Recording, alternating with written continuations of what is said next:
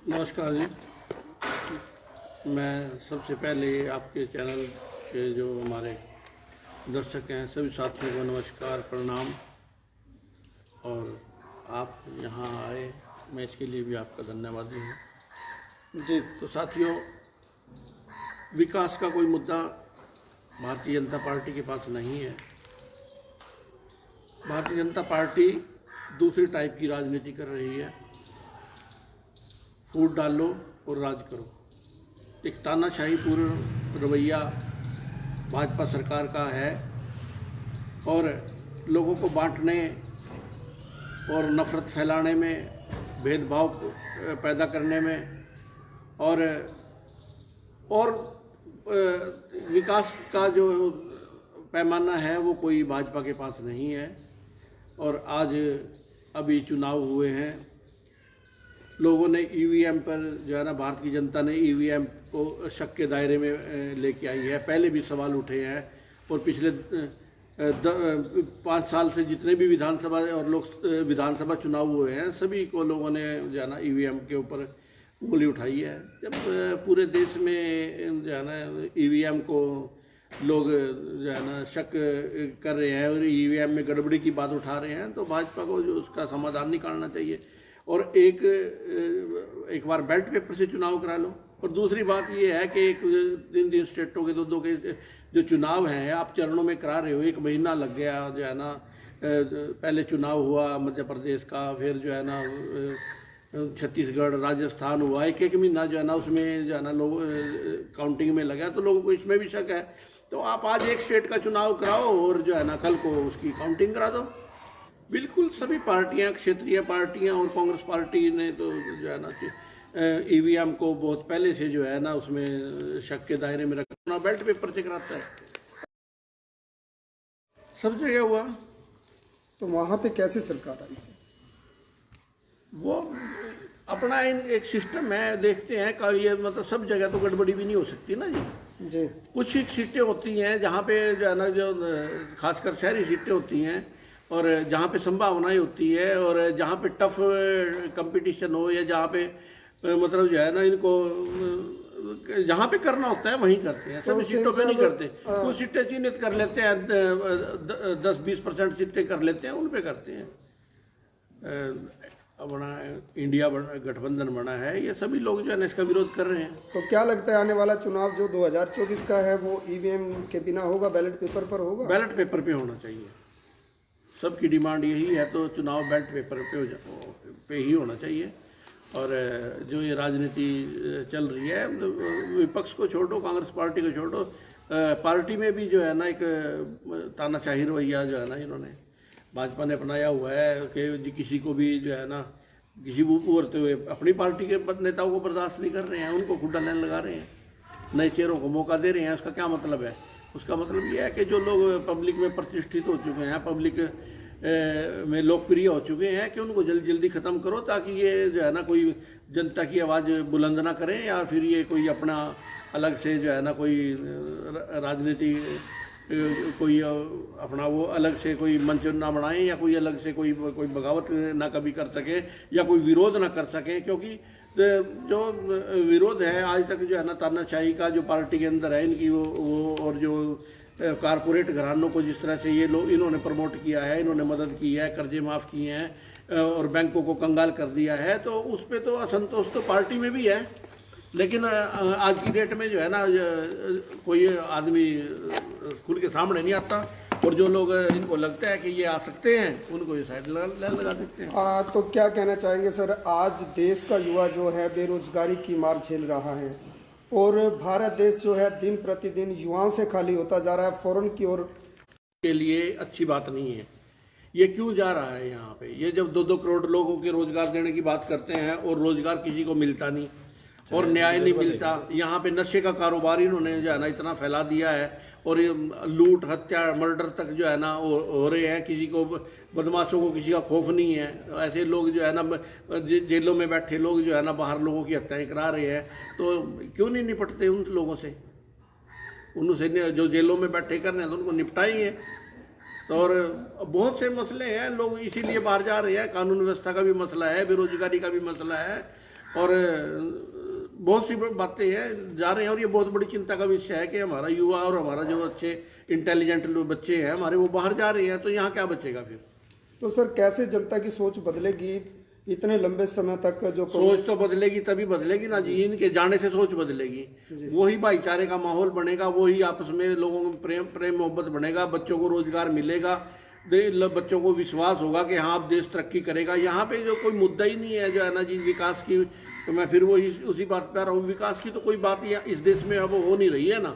अब धर्म की, जाति की, अगड़े की, पिछड़े की, आदिवासी की, और जो है ना पहाड़ी की, गैर पहाड़ी की, और मनमाने इनके जाना कानून जो है ना ले आते हैं ये बिना की सोच समझ के।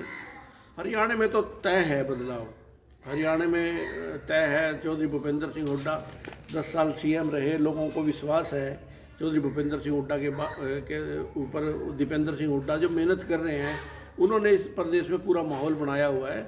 हरियाणा प्रदेश तो में माहौल बदलाव तो तय है। मेरी आईडी है या ये किसानों का पोर्टल वाला मामला है, इसमें दिक्कत आती है। किसान फसल लेके जाता है आगे, पोर्टल में जो है ना उसका नामांकन ही नहीं होता, फिर उसकी फसल जो है ना वो जो है ना औने पौने दामों में इधर उधर अपना जो है ना फसल वो बेचता है, 200-300 रुपये उसको रेट कम मिलता है, और फिर जो है ना बहुत बड़ी दिक्कत होती है। कोई समस्या पब्लिक के आगे नहीं आने दी जाएगी। और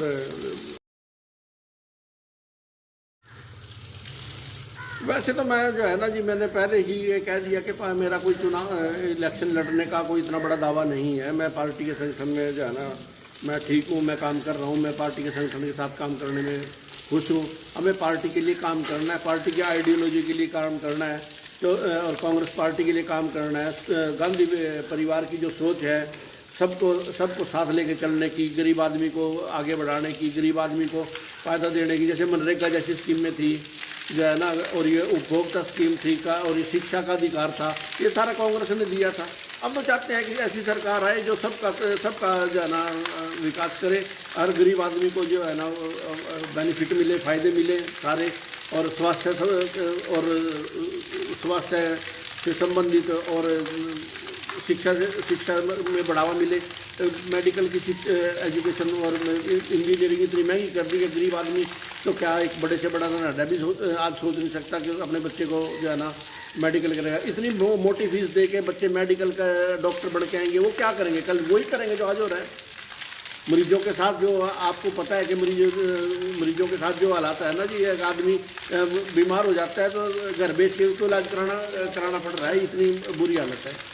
आया था कोरोना काल में, देश का बड़ा नुकसान हुआ, इसमें कोई दो राय नहीं है। लोगों का उद्योग काम धंधों का नुकसान हुआ, बड़े बड़े बिजनेस, बड़ी बड़ी इंडस्ट्री बैठ गई, और उसमें लोगों का रोजगार खत्म हो गया।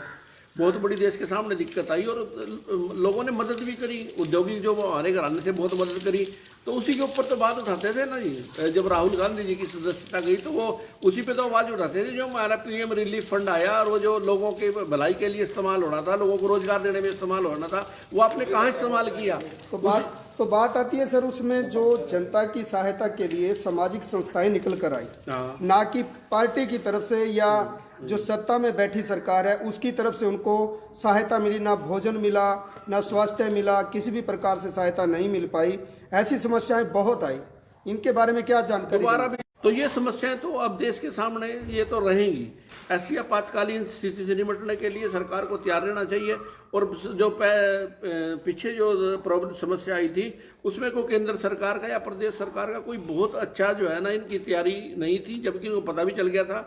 और लोगों को जो है ना जी, मतलब लोगों कोरोना में बेचारों के लोगों की जान गई, और वो जो उनकी बॉडियां जो है ना तक जो है ना लोगों को जब मिलने तक नहीं दिया, उनकी बॉडियां तक उनको नहीं दी गई। और जो है लोगों को एक तरह से जो है ना बिना किसी सुविधा के, बिना किसी सिस्टम के ना लोग ऐसी सड़कों पे मरते रहे, जो कि एक बहुत बुरी बात थी, एक बहुत दिल दहलाने वाली, बहुत दुख की घटना थी। कहीं ना कहीं जो सरकार का फेलियर है, और सरकार जो है ना जवाब नहीं देना चाहती। अब आपने हजारों करोड़ रुपया पीएम रिलीफ फंड में दे लिया, तो आप जवाब नहीं देते कि आपने वो जाना सर कहाँ के जाना खर्च किया। आप जवाब देना चाहिए, आप कानून बना देते हैं। जो भी आपसे जवाब पूछे, आपके औद्योगिक घरानों से जवाब पूछे, कोई अडानी से पूछे तो उसको आप देशद्रोही बता रहे हैं, कोई आपसे सवाल करे उसका आपको देशद्रोही बता रहे हैं। तो तो ये कौन सा प्रजातंत्र इन्होंने जो है इस देश में खड़ा कर दिया? ऐसा कोई प्रजातंत्र की लोगों ने कल्पना की थी? जिन्होंने इस देश को आज़ाद कराया था उन्होंने कल्पना की थी क्या कि जिन्होंने अपने जान के प्राणों की बलिदान दिया था उन्होंने कल्पना की थी कि अभी ऐसा भी देश बनेगा कि उसमें प्रजा सवाल पूछने पे जो है ना उनको देशद्रोही घोषित कर दिया जाएगा? जो गांधी परिवार के साथ, राहुल गांधी जी के साथ और कांग्रेस के नेताओं के साथ और तमाम विपक्ष के नेताओं के साथ जो इनका तानाशाही रवैया है ना, ये इस देश के प्रजातंत्र के लिए ठीक नहीं है। हमारी साख विदेशों में भी खराब हो रही है। हमारी जो इंटरनेशनल जो हमारी पॉलिसी थी, वो भी नीति थी हमारी अंतर्राष्ट्रीय, उसको भी इफेक्ट हुआ है। हमारा जो था वासुदेव कुटुंबकम का जो हमारा नारा था, हमारी इज्जत जो थी पूरे वर्ल्ड में कि मतलब इस तरह के लोग हैं जो हर आदमी का जो है ना बाहें खोल कर स्वागत करते हैं, हर प्यार करते हैं और किसी से भेदभाव, किसी से नफरत नहीं करते। अब वो बात नहीं रही है।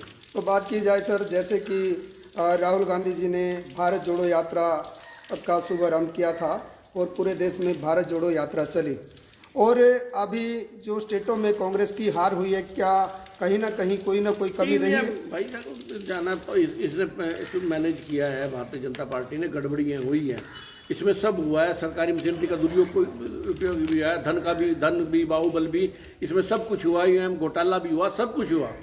शक है पूरे देश के जाना, सबको संदेह की नज़र से देख रहे हैं। तो आप चुनाव लड़ने के लिए तैयार हैं या नहीं? पूरी ताल ठोक के चुनाव लड़ेंगे, पूरे मजबूती से चुनाव लड़ेंगे। अगर पार्टी मौका देती है, टिकट देती है, तो वो पूरे हौसले के साथ चुनाव लड़ेंगे और जीतेंगे भी।